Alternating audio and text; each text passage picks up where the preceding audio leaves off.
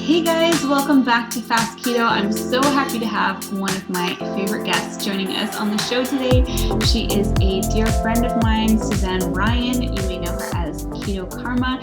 She is a fellow keto blogger, fellow keto book author, and she has a brand new project that she has just launched that is super exciting. It's a delicious food product, and we're going to talk about it at the end of the interview.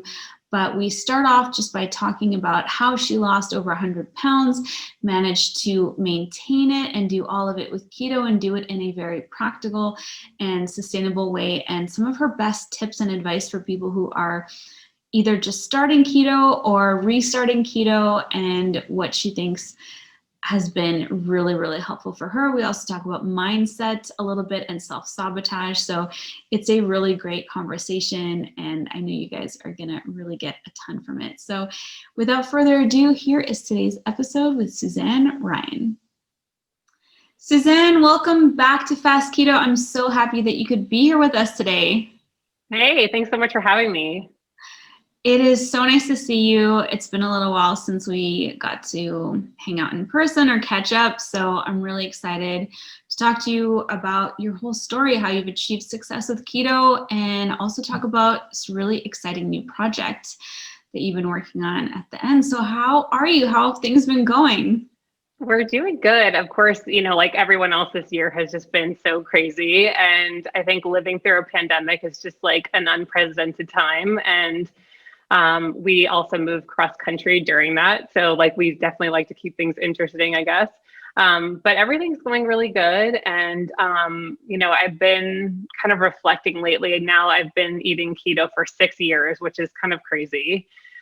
Just how fast everything is gone. And to think about those original days when it was just kind of like me and you and a couple other people talking about keto, and then just seeing it explode so much.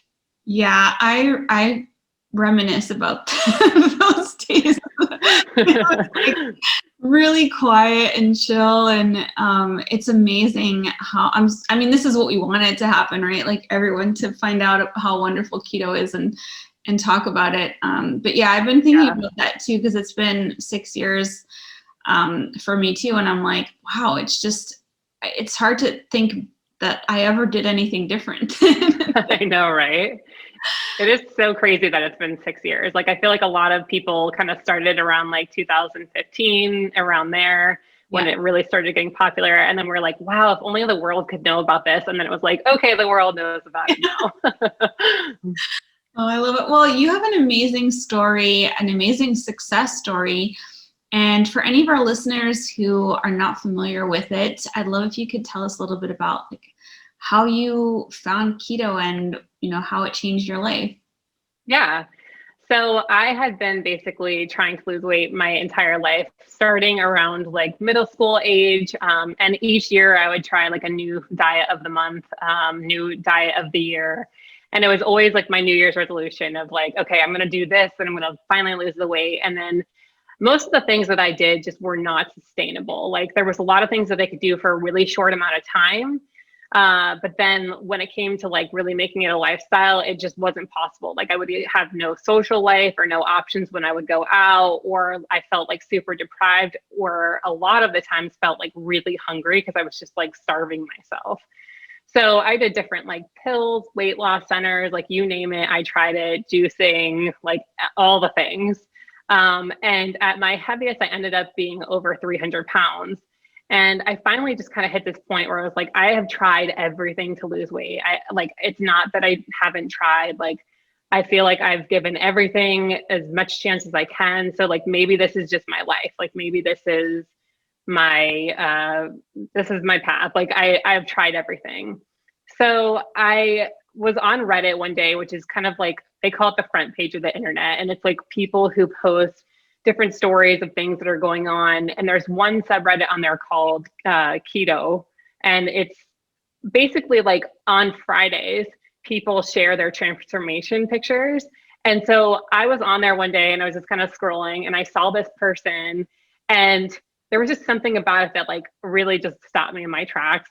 And it was so cool because I could totally see myself in their story. Like they were just like a normal person. They weren't selling anything, which was like a big thing that attracted me, because after years of dieting, like, you know, that the weight loss industry is always trying to like sell you a plan or sell you a program or sell you like pills, or, you know, always kind of like looking outside of like changing just your day-to-day habits.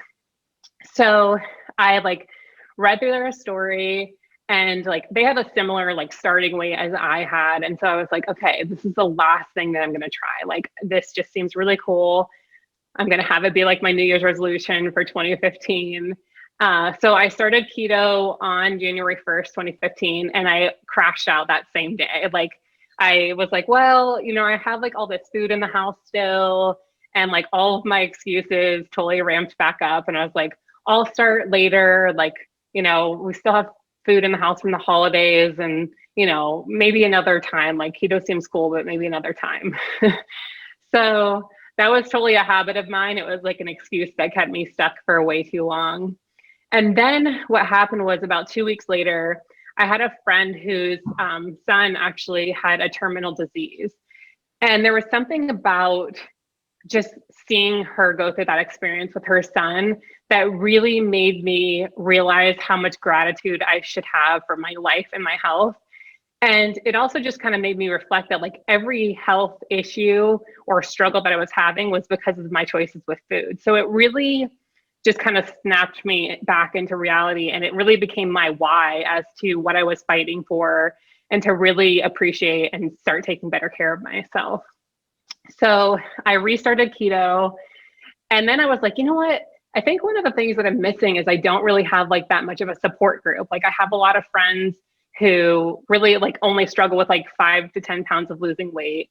And when you have like 120 pounds to lose, like the last thing you want to hear is someone being like, oh, I'm really trying to lose these last 5 pounds. Like, it drives you crazy, you know?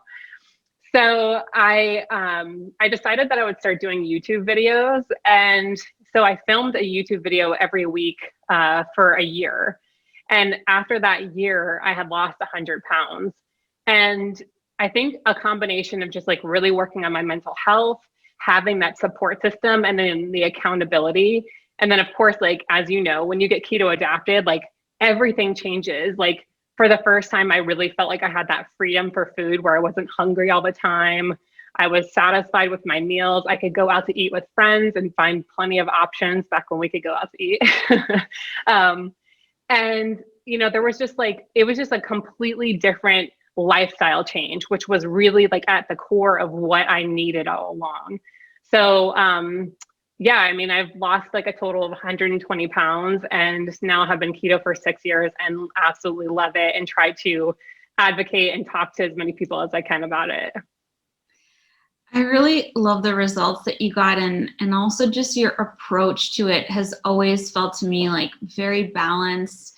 And, you know, you really did keto properly, like just approaching it as a whole food, single ingredient, change of lifestyle, and centering it on health. Like, that was your main motivation. It wasn't just, you know, I want to lose weight for this upcoming event, or like, yeah, which, you know, we can all fall prey to. But I'm curious, what do you think made you so successful in like losing that over 100 pounds in the first place?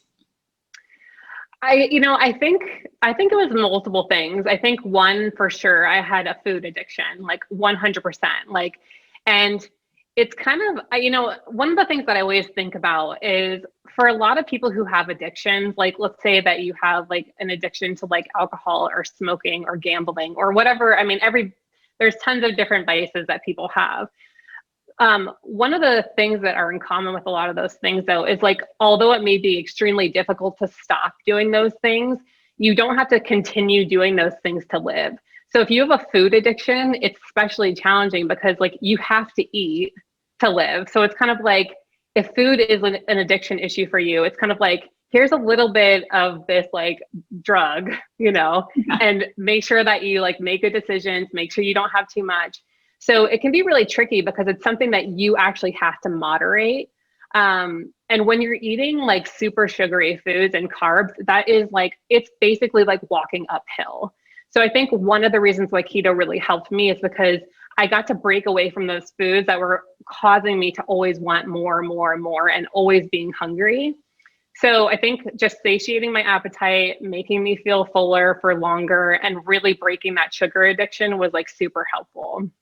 But the other side of it, I think, was really working on my mental health. And part of that was like having a community of support and really being able to talk about all the struggles and the ups and downs and like my awful, awful self-esteem that had developed through all these failed attempts to lose weight and just like being made fun of and teased and like all these things that like I really needed to just get off of my chest. So I think having those two things combined were like just so important for like really lasting, sustainable change. So it sounds like it was addressing the fact that this was food addiction, mental, physiological, logical, and then also shoring yourself up with community and support.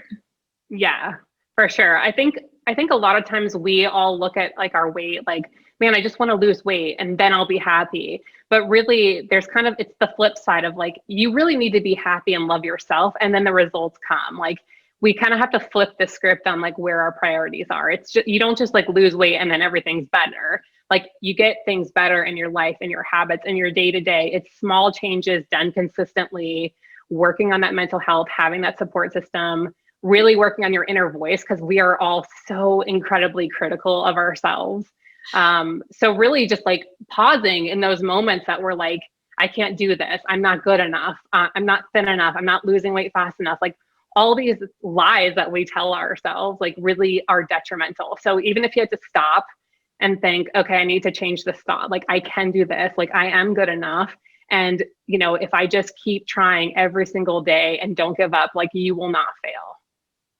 So what was it like when you first made the change? Like sort of what was your diet like? And then what did you change it to? Well, you know, at first, like the first year, I was incredibly strict, like very, very, like, I mean, I counted everything in my fitness pal. I tracked every little thing.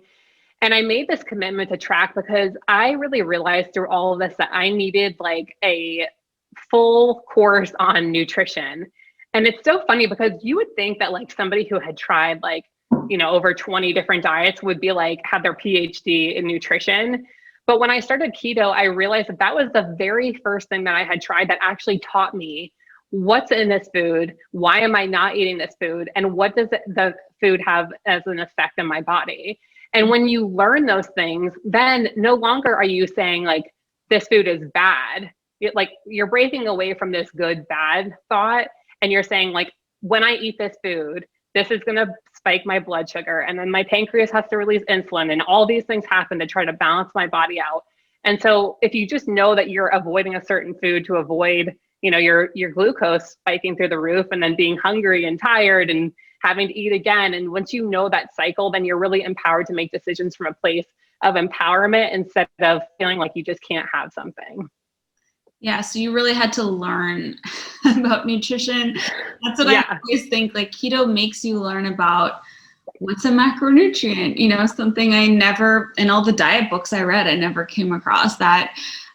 You have to learn what macros are and like you said, how they affect you. And then, you know, if you do sort of a little bit of testing and then you start learning like how your body responds to things and it's really that learning and that education on nutrition really helps, you know, make the change. So I think you told me before you went from like more of a like convenience foods to more like of a whole foods approach and that like lifestyle, really making that shift. Yeah. So I grew up basically, my parents were divorced when I was younger and I mostly lived with my dad. I went back and forth. Like sometimes I was with my mom. But for the most part, like, especially during middle school and high school, I lived with my dad. And my dad, I mean, of course, he loved us so much, but like nutrition wasn't anything that he knew about. Like he didn't really know. So like basically being a single working parent, you're basically a lot of times, if you don't know better, you're doing pizza and McDonald's and like, I mean, they knew us so well that like we didn't have to put in our order when we went in. So I grew up on like fast food and soda and I mean, I can tell you like periods of time in my life where like I didn't drink any water. And I'm like, that should have been like a red flag to somebody. Like when you wake up and pour like a glass of Coke, it's like, this is like probably not a great thing to be doing at like 8 a.m. So I really had to kind of relearn how, like, what are some healthy habits, and then how do I make this sustainable? Because I think one of the things that I was worried about, especially after that first year, is like I had built in such an extremely strict structure that like I was starting to feel like a little bit of a burnout. So I had to figure out, like, how do I make this work long term? How do I know that eating whole foods is best for me, but like in times where like I'm busy and I have meetings, like I can choose things that have good ingredients that are convenient. Like, how do I really have this livable balance that works for me? And then also trying to really realize that like comparison is such a difficult thing. Like so many times people are like, oh gosh, well, like this person like was successful eating this way, or this person likes this way. So it's like really being able to know that like you're going to find what works for you, and it's going to take some trial and error. And really, like you said, checking your like blood ketones is super helpful, because then you can see like, like this product or this something says that it's keto, but like it knocks me out, so I'm going to avoid it. So like really just learning how to kind of tinker and figure out like what's the best lifestyle for you.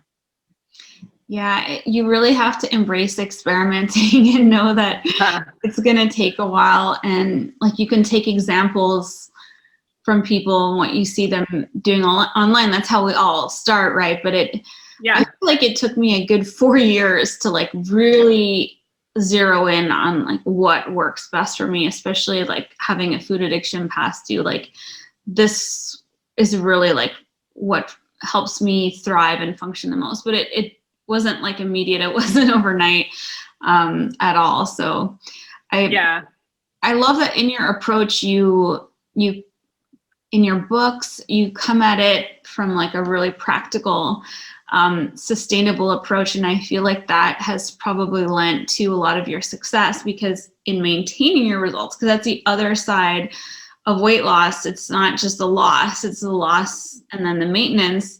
And we don't talk about that second part of things a whole lot, and you know what contributes to success in that. And I feel like you really set yourself up, and also like people who read your cookbooks, to just doing things in practical ways that are like realistic and simple, and that probably like lends to your success in maintaining.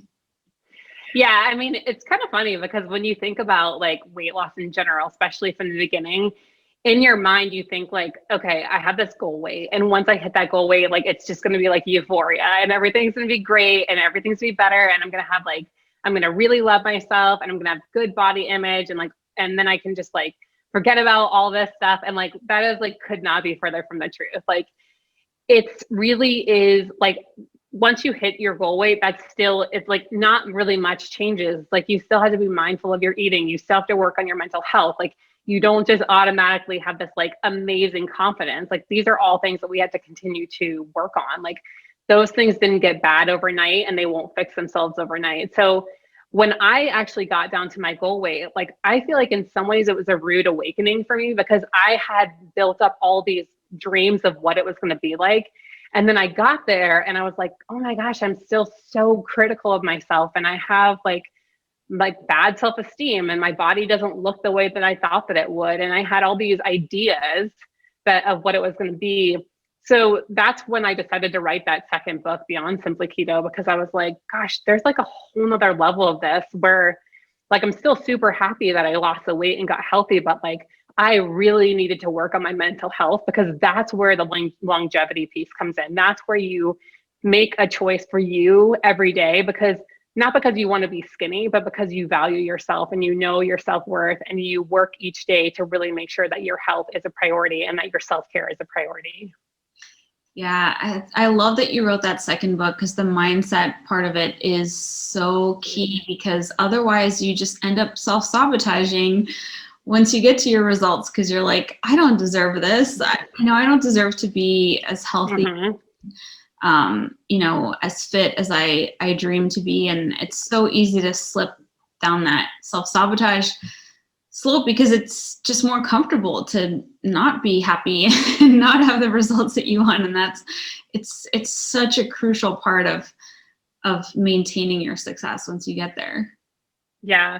And I think, the other thing that I think a lot of people are really need to learn to embrace is like having some grace for yourself. So, it can be a really tricky balance because it's like you don't want to just go down a slippery slope of like, well, I kind of had a couple steps back and like it's fine. Like I'll just, I'm just going to keep going back. Like you don't want to do that. Like you can have grace for like, hey, especially like we were saying about like the pandemic, like so many people went into a global pandemic, and this is a time unlike anything any of us have ever experienced.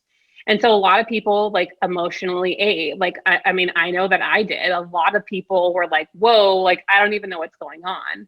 And I think one of the reasons why that happened is because, especially if you've built new habits. So for me, for example, one of the things that I used to do before COVID was if I was having a bad day or I was stressed, like initially, like before keto, what I would do is I would eat. So then once I developed new habits, then what I would do is I would go out with one of my friends, or I would go get a massage, or I would do something where I had the connection to other people. And like connection was basically at the core of what my biggest changes were. And that's how I dealt with all types of different emotions. So instead of eating, I would like connect. And then, the pandemic happened and it was like, oh my gosh, what do I do now?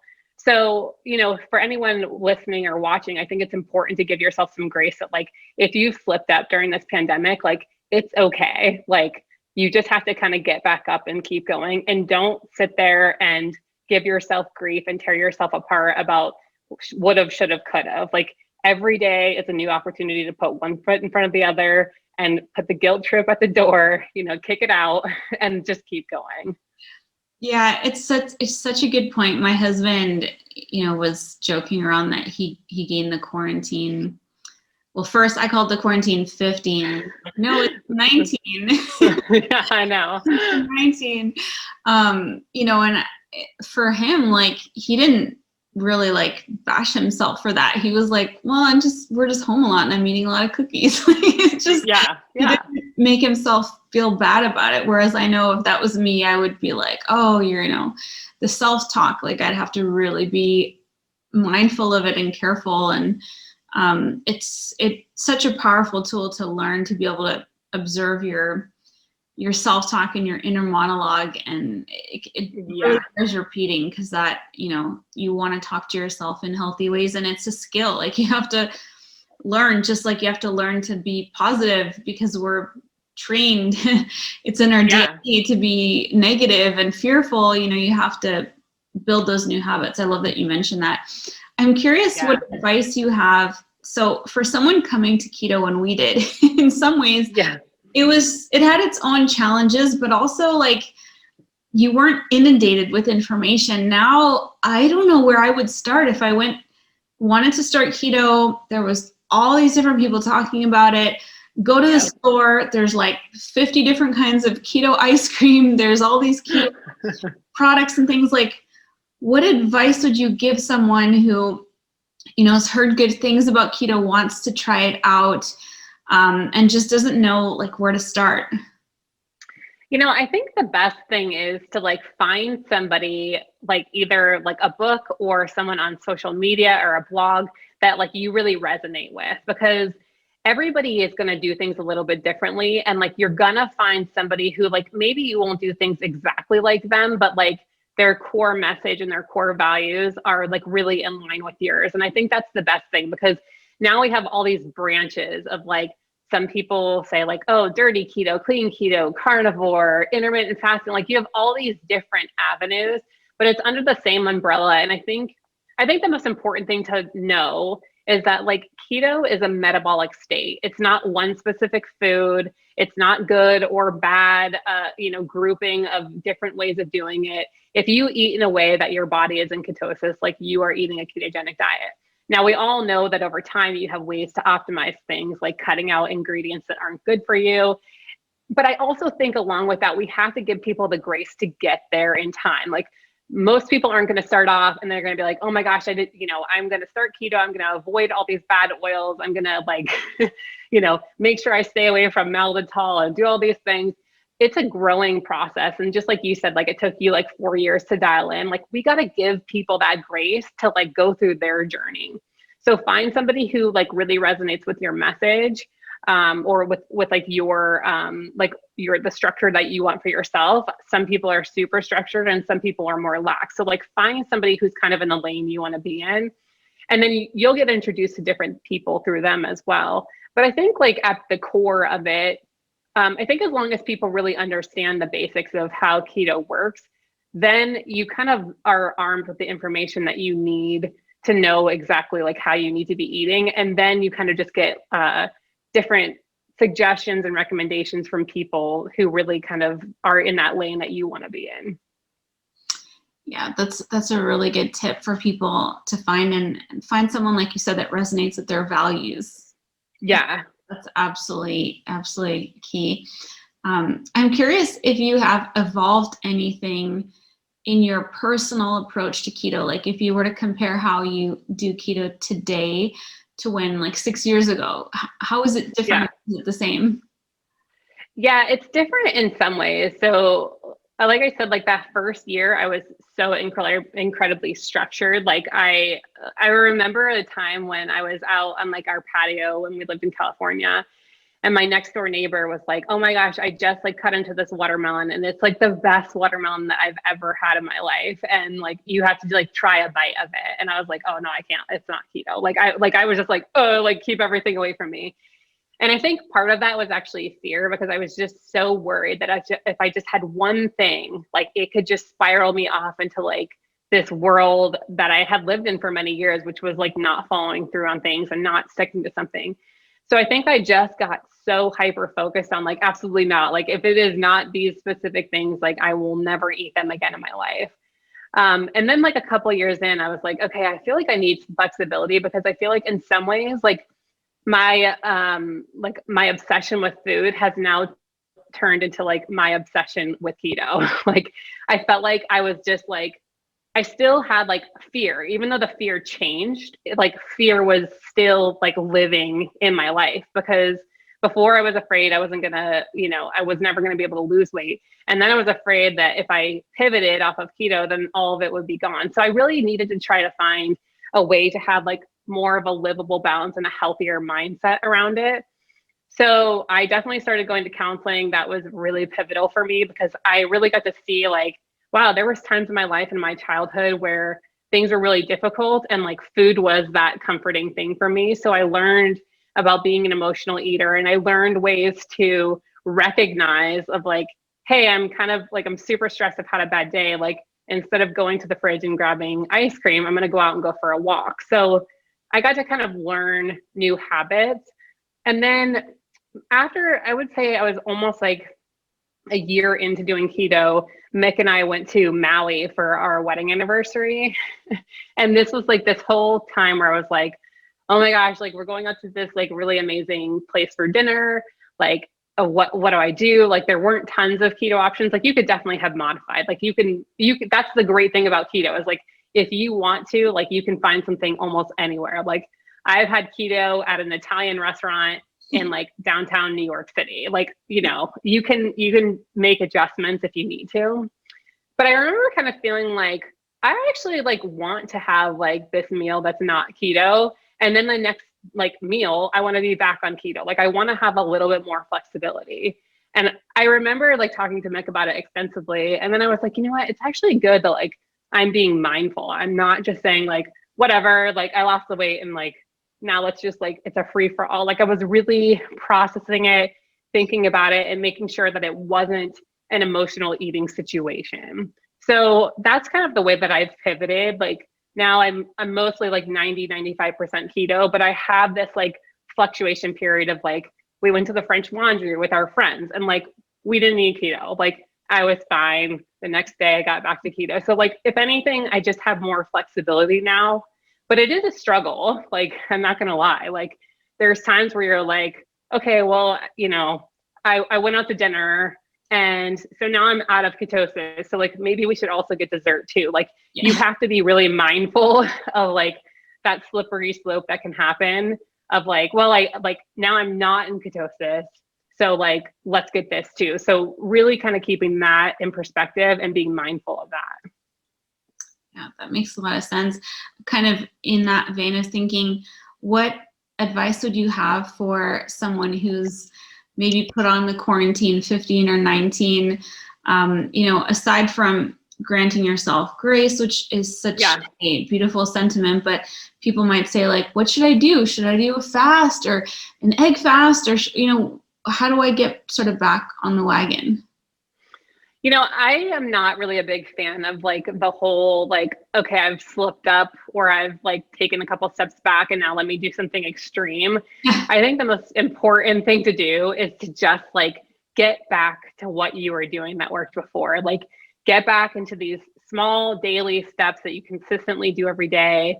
Because the thing is that if we do these things, like I know a lot of people will do like egg fast or things like that. And, if that helps you get through like the craving period, then that's fine. Like, of course, everybody has to do what works for them. But for me, it's just better to be like, okay, I'm just back to like keto. Like, this is my normal lifestyle. This isn't a punishment. This is just kind of like how I do things. And then also like getting active, because I feel like one of the benefits of having like physical activity is the mental health aspects. Like, so you can go out and you can really start feeling better, having more energy. And like when you don't want to go out and go for a walk, that's when you probably need to go the most. There's many times where I fight it and I'm like, I'm just tired. And, COVID has been really difficult. I mean, a lot of people have been very secluded and, it's almost like you have to stay inside a lot of the time. So I think just getting out, getting some sun, some fresh air, and moving your body is definitely really helpful. But I really think that like the best thing to do is like, don't do anything extreme. Just get back to like what your normal day to day is. Yeah, that's how I like to do things. Consistency time, is what pays off. It's what gets you results and allows you to keep them. I know you're a busy mom, so maybe if you could share with our listeners, what are some of your go-to recipes that you make on a weekly basis that kind of make life easier for you and doing keto and sustaining it easier for you? I feel like I go through these periods where I make a dish and then I make it for like weeks and weeks at a time. And then I get burned out of it. And then I like change to something else. But honestly, for the most part, I honestly keep things really simple. And then I only use like cookbook or blog recipes when it's like an event or like, which obviously we haven't had a lot of lately, but like, like St. Patrick's Day, if you want to make something special, or like Valentine's Day, like I'll do like an interesting recipe. But my day to day is like buying steak, buying chicken, buying pork, and then buying like veggies. Like I'll buy Brussels sprouts and asparagus. I do a lot of like Instant Pot meals, crock pot, like I'll make chili in the crock pot. And then I do like the sheet pan meals, like whatever I can do to get like dinner like done quickly and easily, especially while we're like working and homeschooling right now. Like that's just key to me. Like 30 minutes or less, I'm in. Yeah, it's amazing how complicated I used to think keto was. And now it's basically just like a protein and a veggie. I know. Throw a little butter on there and you're done. Like it's so easy, Yeah. Obviously, there's a lot of recipes, replacement things that you can do. I saw that you posted one, maybe it was yesterday, and it was like the cherry tomatoes with the feta bake with the zucchini, like the zoodles. And that you emphasize those easy swaps, like zoodles, just get a spiralizer and you can, make meals that are super satisfying, delicious. And I know that your cookbooks have a lot of meals like that. So I'll definitely put those in the show notes. And now I'd love if you could share with our listeners about this really exciting project you've been working on. Some of them may already be familiar with it, but tell us all about how you got the idea and what it is. Yeah. So my best friend and I, we actually met in California and our girls are the same age. So our families across the line are like best friends. So we would always get together for like keto family dinners because they actually started keto around the same time that I did. Wow. So we would like have dinner parties at each other's houses and it was really fun. We would try new recipes and things together. And it's so fun to have that support system, especially like with your friends when you can go over and like be like, oh, did you try this? Or It's just kind of fun to explore keto together. So we were kind of just like, both of us like really love like charcuterie boards and like all these different things. And we love like the cheese and the crackers and all these things. And both of us were always kind of like, the only thing that we really feel like we're genuinely missing is like something crunchy, because neither one of us are like a huge fan of the taste of pork rinds. So like pork rinds seems to always be like the go-to for people for like dips or salsa or anything like that.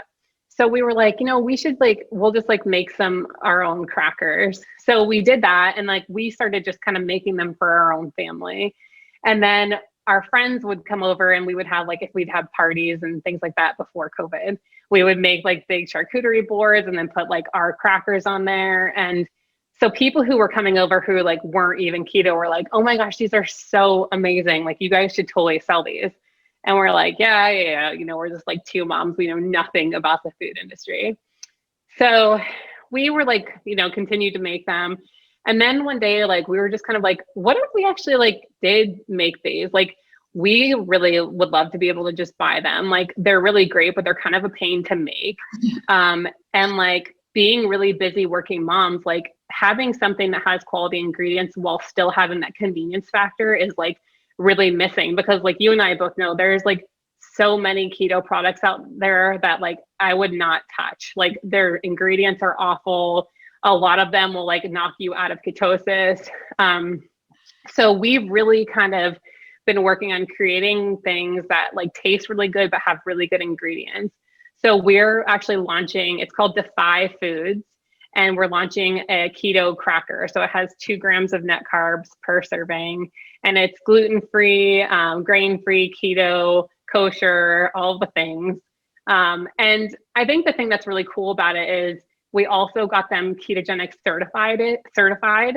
So basically they go through a process where people eat them and then they check their blood levels. Like they do an extensive study on it to make sure that the food product that you have is not raising glucose levels.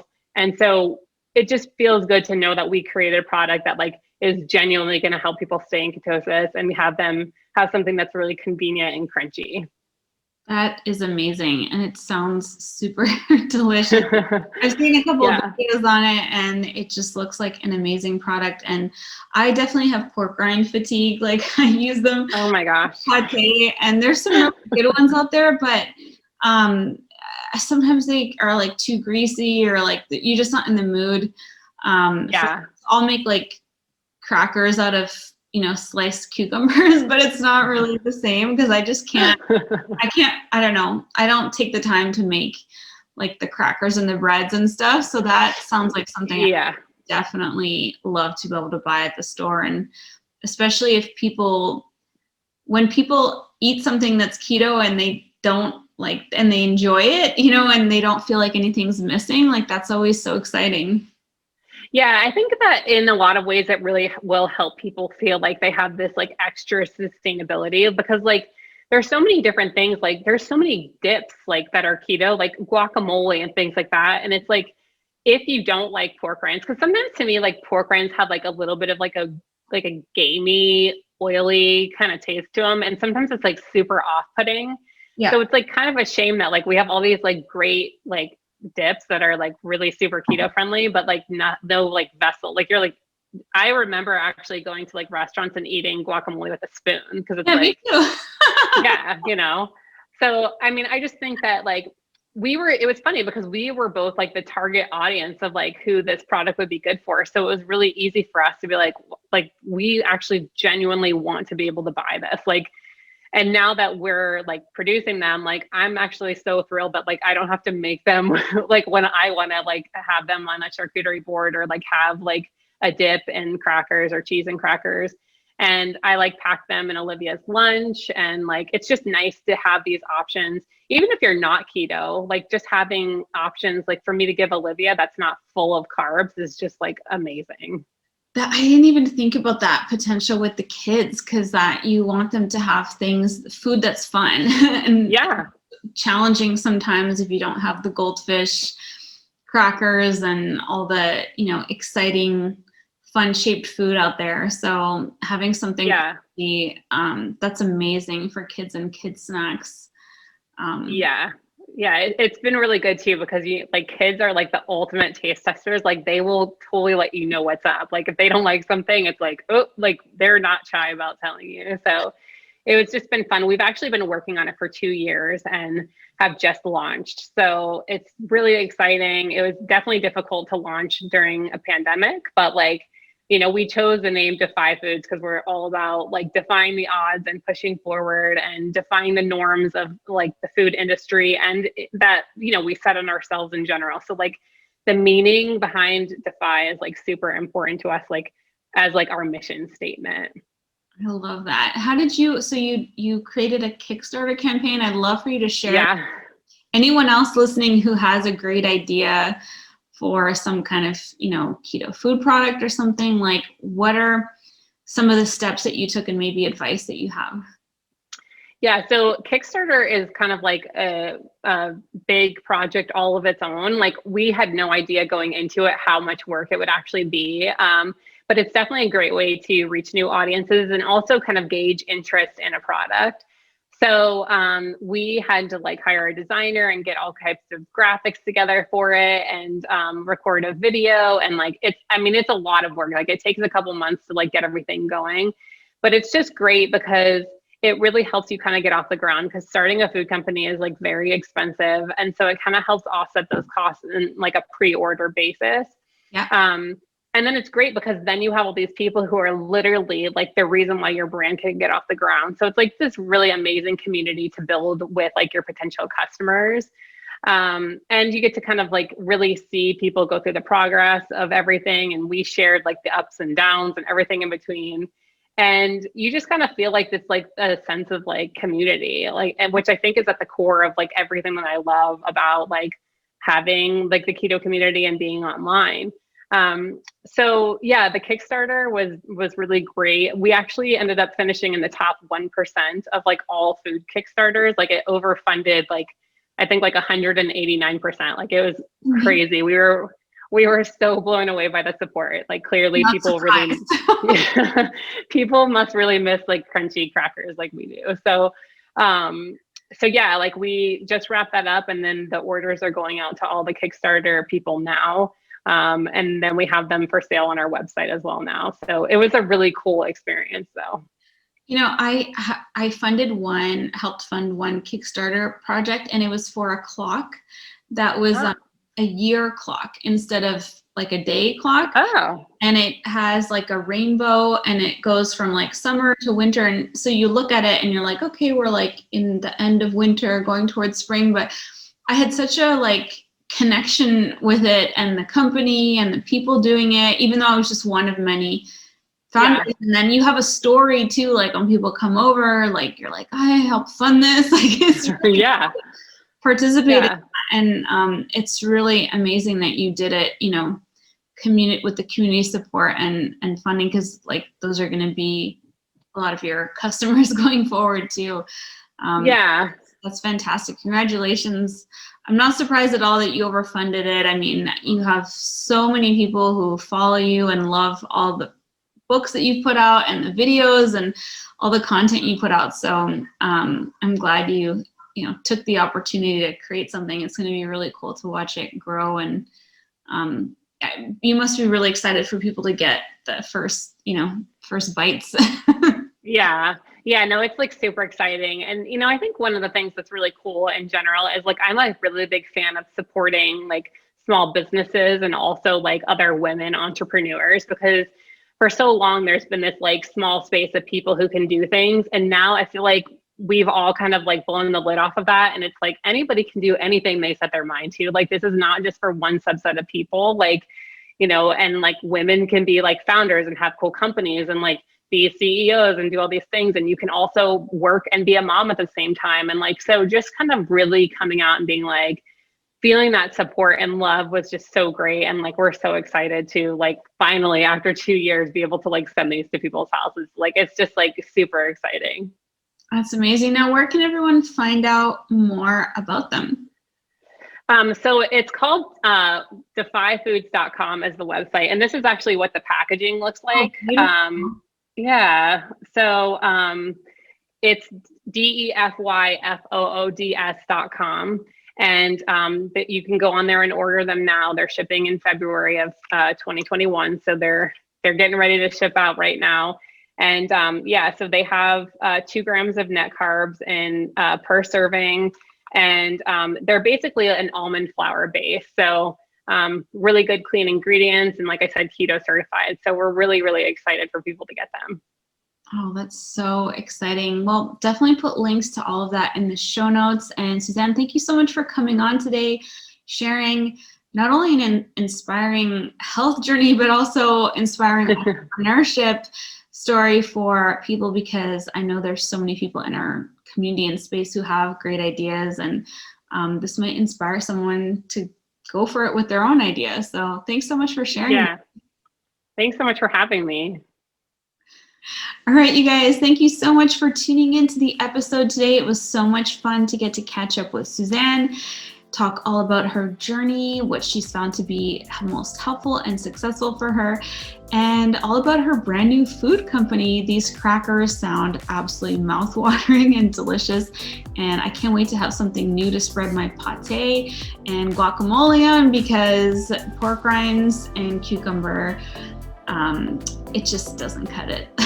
These look amazing and really tasty and satisfying, and it's going to be so nice as well with my little one to have some kind of fun snack food that I know is healthy and made with the best ingredients. So really, really excited for that. I'll link all of that in the show notes for you guys to go and check them out.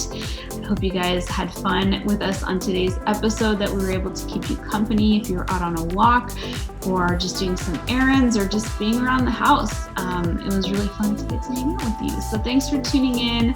I love you guys. And as always, if you want to try keto with me being your coach and guide, I would love to support you in getting the results that you would like to get. You can go over to ketogenicgirl.com and check out any of the meal plan programs that I have available there. They all come with membership in my coaching and support group, and I would absolutely love to have you join. So that's all at ketogenicgirl.com. And until the next episode, I love you guys. Thanks for listening, and wishing you a fat-filled rest of your day. Bye for now.